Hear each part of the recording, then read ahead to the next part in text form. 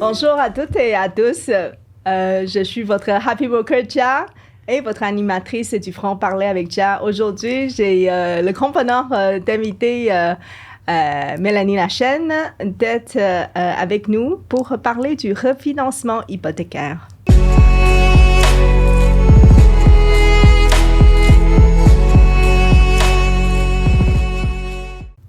Bonjour, merci Thia pour l'invitation.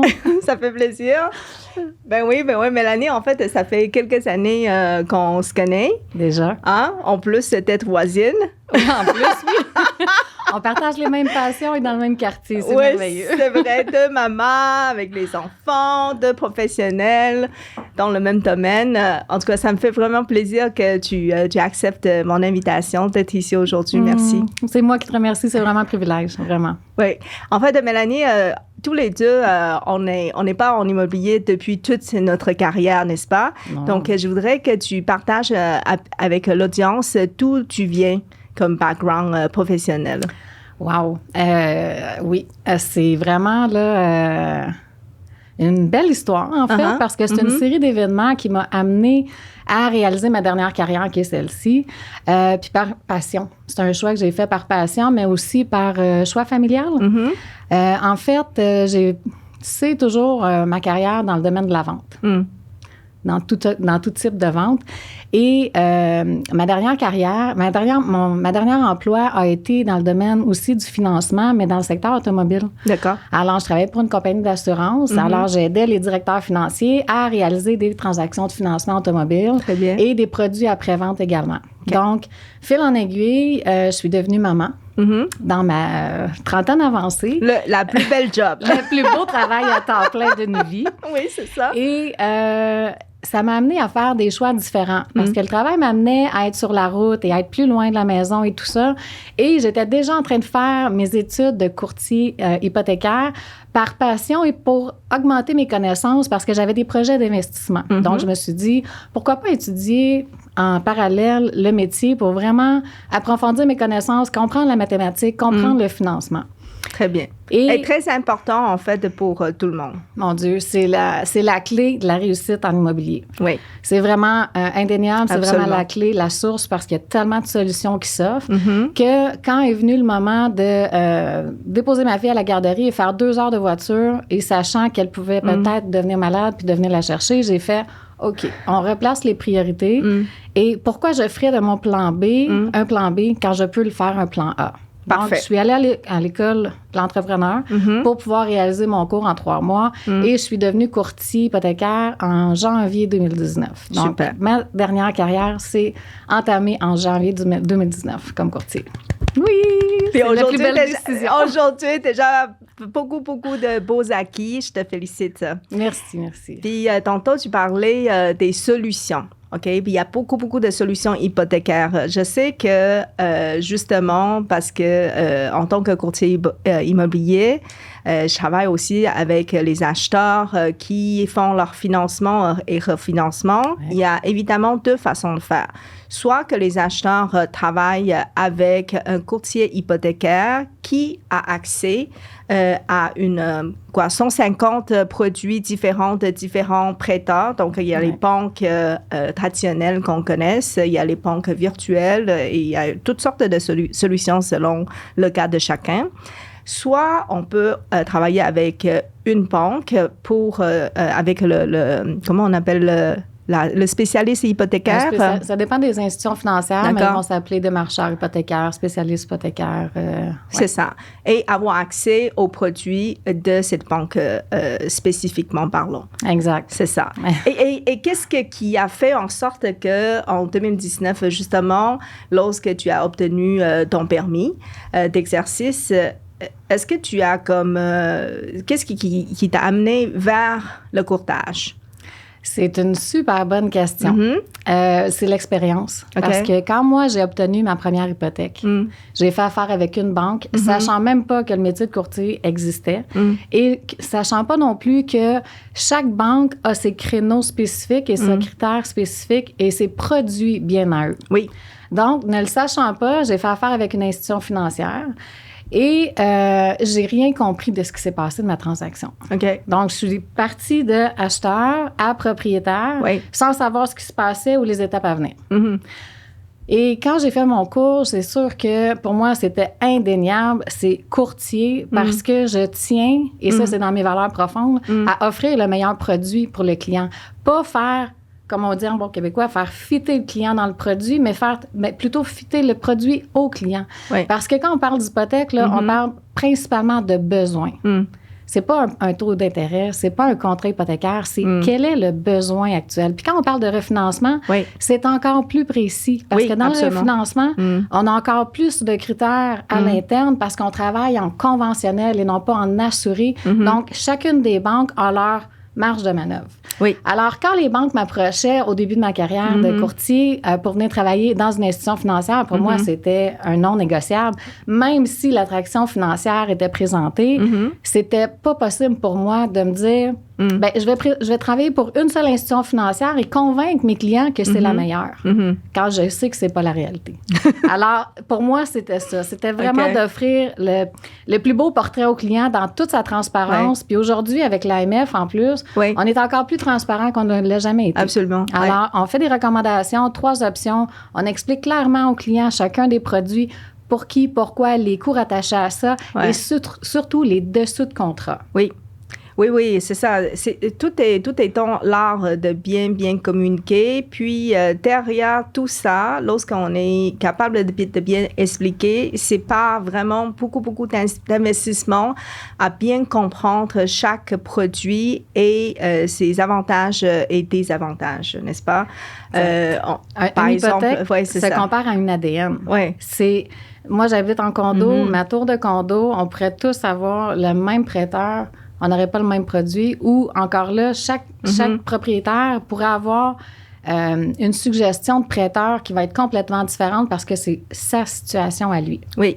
Absolument. C'est ça. Parce que comme un acheteur qui se refinance pour acheter, ou le premier acheteur, ou un acheteur qui achète avec un partenariat, par exemple, ses parents, ou un acheteur qui est étudiant, qui vient d'arriver de l'extérieur du pays, ou quelqu'un qui est ici temporairement avec un permis de travail. En tout cas, il y a tellement de profils différents, n'est-ce pas? Oui, c'est ça. Mais aujourd'hui, on va se concentrer sur le refinancement. Parce que pour moi, le refinancement, c'est qu'est-ce que je travaille beaucoup avec mes investisseurs immobiliers qui utilisent le refinancement comme un outil incontournable pour vraiment augmenter, enrichir leur patrimoine familial au lieu d'avoir sa résidence permanente seulement ou un autre chalet, un plex, un autre plex. Mais il est possible, justement, avec la stratégie de refinancement, pour augmenter les différents diversifier ses investissements. Absolument. Et puis, c'est quoi donc, comme mettons, tes dossiers? Quelles sont les différentes situations où est-ce que un client vient de voir et il demande, bon, j'ai besoin d'une solution de refinancement. Rénovation? Bien, en fait, là, je te dirais même qu'à la base, il y a des gens qui ne voient même pas le refinancement comme étant une solution. Des fois, c'est juste à discuter avec eux d'un besoin ou d'un projet. Et là, on cherche des solutions financières pour réaliser le projet. Et quand on a déjà des actifs avec de l'équité, c'est sûr et certain que ça devient un outil d'effet levier. Oui. Alors, c'est là où on vient répondre à un besoin avec la propriété. Ça dépend des profils d'investisseurs. C'est sûr que tout profil investisseur va être vraiment étudié et analysé à sa juste valeur. Mais pour augmenter un patrimoine familial, l'outil levier d'hypothèque est excellent parce qu'on peut utiliser le refinancement, que ce soit pour faire des nouvelles acquisitions immobilières, que ce soit pour faire un don à la famille. Il y a des refinancements que je fais pour des travailleurs qui veulent anticiper de devenir travailleurs autonomes. Donc, dégager une équité sur leur propriété afin de leur permettre de faire une transition sans avoir de soucis financiers. Oui. L'hypothèque, là, c'est en discutant ensemble d'un besoin qu'on réalise les outils qui existent. c'est fabuleux ce qu'on peut faire avec cet outil-là. On Tellement, réalise tellement de rêves, tellement de projets. Oui, il y a des rénovations qu'on peut faire sur la propriété, donc on vient chercher une valeur sur notre propriété en plus. Absolument. Donc, on vient investir dans notre patrimoine. On peut faire de l'investissement aussi au niveau des placements, même des placements financiers. Alors, ça dépend du profil du client, mais le refinancement de la résidence principale ou secondaire ou même du locatif, quand on est dans le résidentiel, on a tellement d'options. Il faut juste être en mesure de pouvoir qualifier un dossier et surtout d'aller chercher l'équité. Oui. Puis si on peut rentrer dans le sujet d'équité, là, on a connu une belle bulle là, immobilière en ce moment. Là. Les gens qui ont refinancé ou qui sont en fin de terme et qui veulent aller chercher la nouvelle valeur, c'est là qu'ils vont gagner une équité. Super. Donc, un bon moment. Exactement. Exactement. Donc, si j'entends bien, c'est que il y a encore plusieurs personnes qui méconnaissent le mot refinancement. Absolument. C'est ça. Ah oui, c'est... Puis ils ne savent pas jusqu'à quel point ça peut leur être utile. Oui, absolument. Tu sais, même un exemple aussi simple que je ne veux pas investir ou je ne veux pas financer quoi que ce soit, mais j'anticipe prendre ma retraite et je veux m'alléger la charge financière. Exactement. C'est le bon mot. Alléger. Alléger ma charge financière, tout en pouvant me permettre de vivre. Oui. Puis de pouvoir continuer à grandir puis à vieillir dans ma maison, dans ma propriété que j'ai payée pendant X nombre d'années. Oui, tout à fait. C'est un effet levier. Oui. Pour venir vraiment nous soulager, nous alléger d'un fardeau financier. Ah, j'adore l'effet de levier. Je l'utilise depuis, depuis très longtemps. Et je souhaite tellement que tout le monde puisse connaître cette stratégie et de générer plus de revenus passifs. Parce que, tu sais, la vie est pleine. On est rempli de responsabilités, comme nous, en plus d'être courtier hypothécaire, immobilier, de rouler nos affaires. On a aussi, la famille, les amis, d'autres projets qu'on a le goût de réaliser, qu'on est passionné de partager, n'est-ce pas? Donc, c'est juste vraiment, vraiment quelque chose que... C'est pourquoi, en fait, que j'ai parti cette émission Le Franc Parler avec Chia. Je voudrais comme partager le plus de connaissances possibles parce que j'ai tout appris par moi-même, petit à petit, par l'expérience, acheter un immeuble, vendre un immeuble, acheter un autre, puis ajouter au fil des ans. Mais s'il y a un espace où est-ce qu'on peut apprendre, c'est fantastique. Absolument. Puis, tu sais, dans tout projet qu'on anticipe, c'est vraiment de s'entourer de professionnels. Oui. Je prône par les professionnels.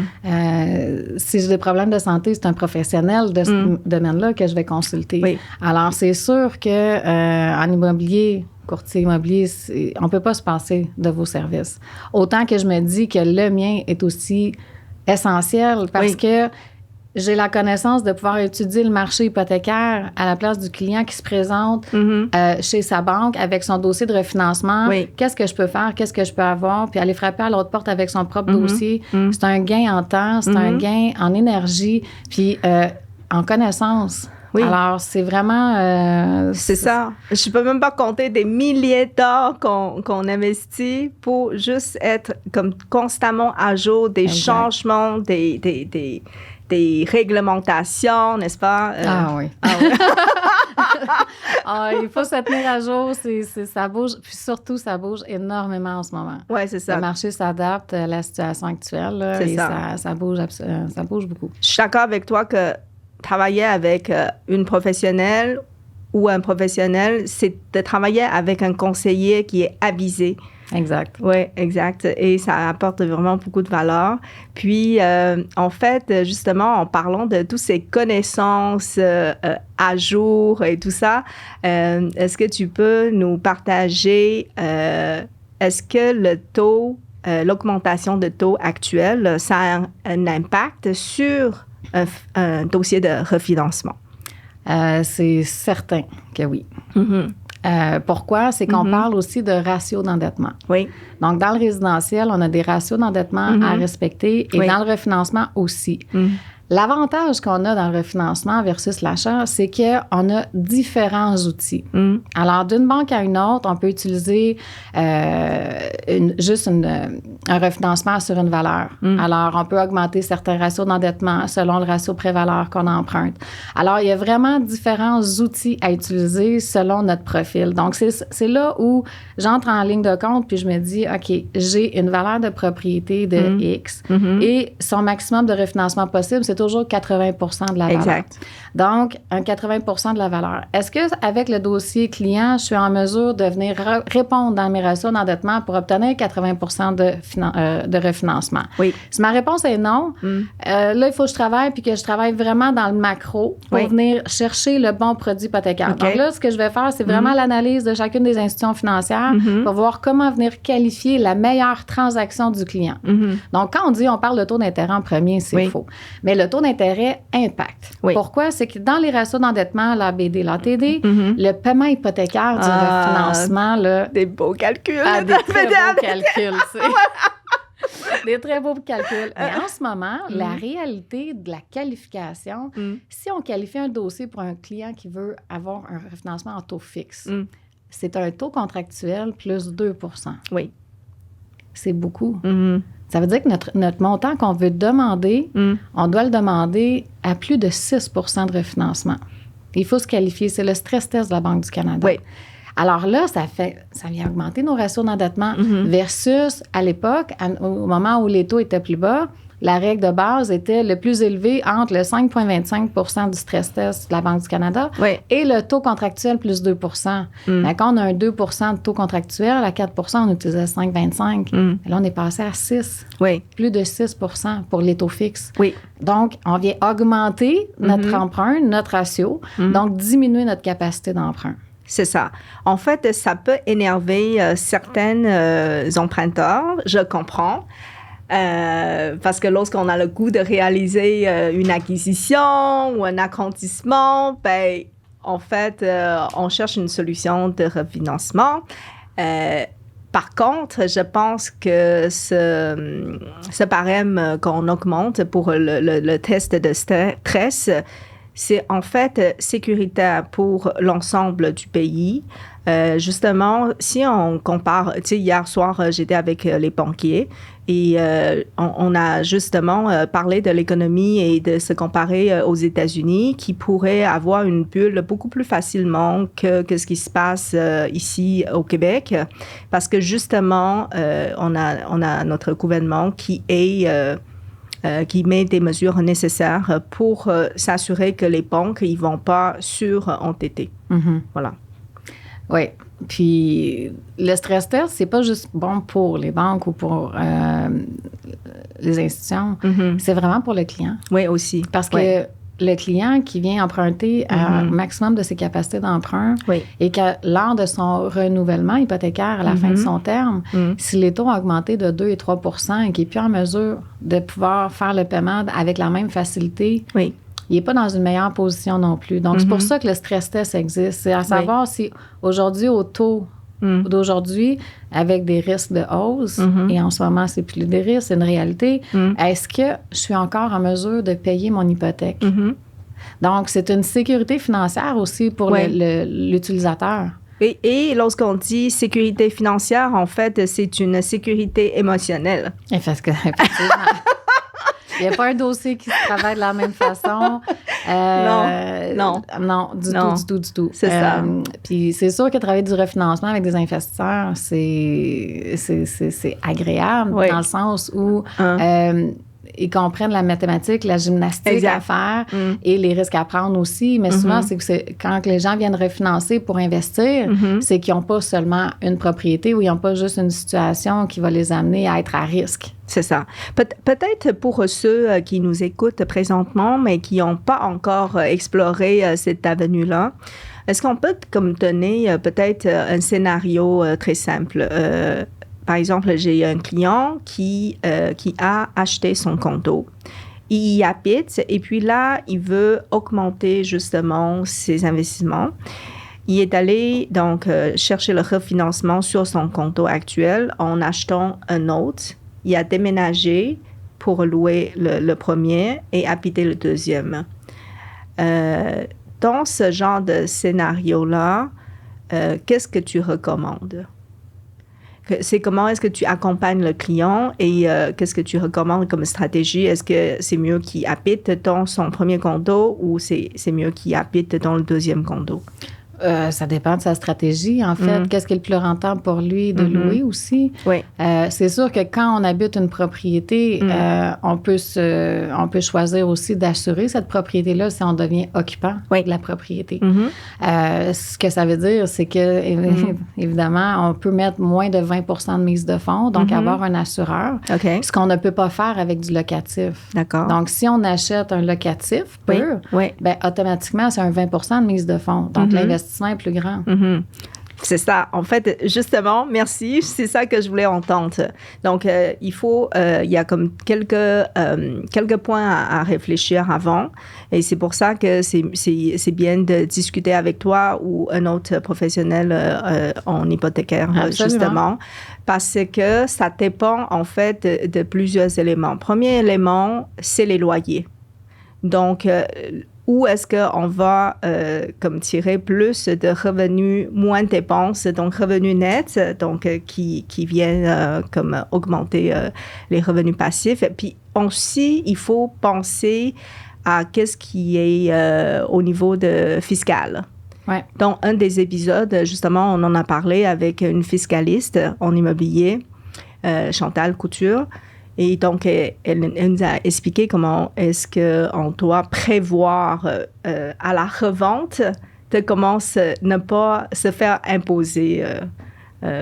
Donc, il y a tout plein de facteurs à considérer. Beaucoup de facteurs. Puis si je regarde juste de mon côté, les qualifications, on est toujours dans le résidentiel. Quelle stratégie on va utiliser pour qualifier un dossier avec 2 propriétés? Parce qu'il faut toujours tenir compte des ratios d'endettement. Alors, quelle banque va donner la meilleure capacité d'emprunt ou la meilleure capacité de ratio d'endettement pour utiliser le calcul des revenus de l'immeuble locatif? Comment considérer l'immeuble sujet, non sujet? Alors, c'est beaucoup de choses à savoir puis à utiliser. Puis, ils ont tous leurs règles différentes. Je suis curieuse. En fait, par exemple, je sais que tu travailles genre 16 heures par jour, là, mais on va juste prendre un exemple que dans une journée de 8 heures de travail, ce qui arrive jamais, combien de temps que tu mets pour justement éduquer?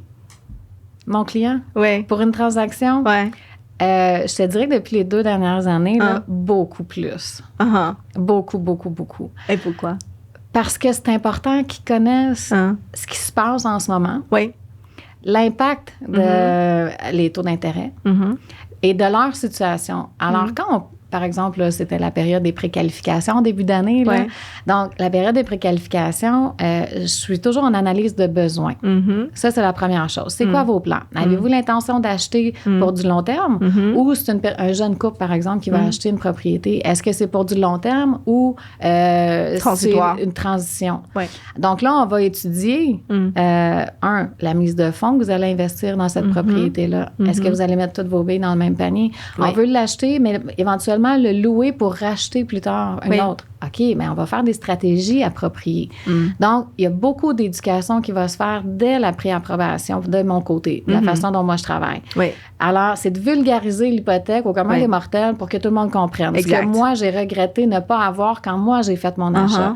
Donc, que ce soit un premier acheteur en préqualification ou un investisseur en stratégie d'investissement avec plusieurs propriétés, ça va être la même vulgarisation et la même explication des solutions qui lui sont offertes. Parce que en étant dans le métier, je vois les solutions et je m'amuse et j'ai un plaisir fou à pouvoir trouver des solutions. Puis des fois, j'amène le client à réfléchir autrement à ce qu'il n'avait même pas pensé lui-même. Puis on vient de rencontrer une situation, puis on a une solution et une avenue différente auquel on n'avait pas pensé. C'est ça. C'est exactement ce que j'aime faire. C'est un plaisir. Là. J'adore. Ça demande beaucoup. C'est beaucoup de temps, beaucoup d'investissement, mais tellement enrichissant. Là, parce c'est ça, ça remplit... C'est de toute beauté. Alors oui, puis même jusqu'à la fin de la transaction, j'explique l'entente hypothécaire, j'explique les contrats hypothécaires, dans quoi vous vous engagez, pourquoi je vous ai fait ces recommandations-là, pourquoi je vous propose plus un qu'un autre. Oui. Alors ça, c'est une transparence puis une intégrité que... Absolument. Travailler pour une seule boîte, je pourrais pas me permettre. C'est ce que je chéris beaucoup aussi comme approche d'accompagnement client. Donc, voilà. J'espère que vous avez apprécié ce contenu et merci Mélanie d'être avec nous aujourd'hui. Et si vous avez le goût de discuter de votre projet de financement, de refinancement avec une professionnelle de corps et de tête, je vous invite à contacter Mélanie Lachaine. Merci beaucoup. Merci.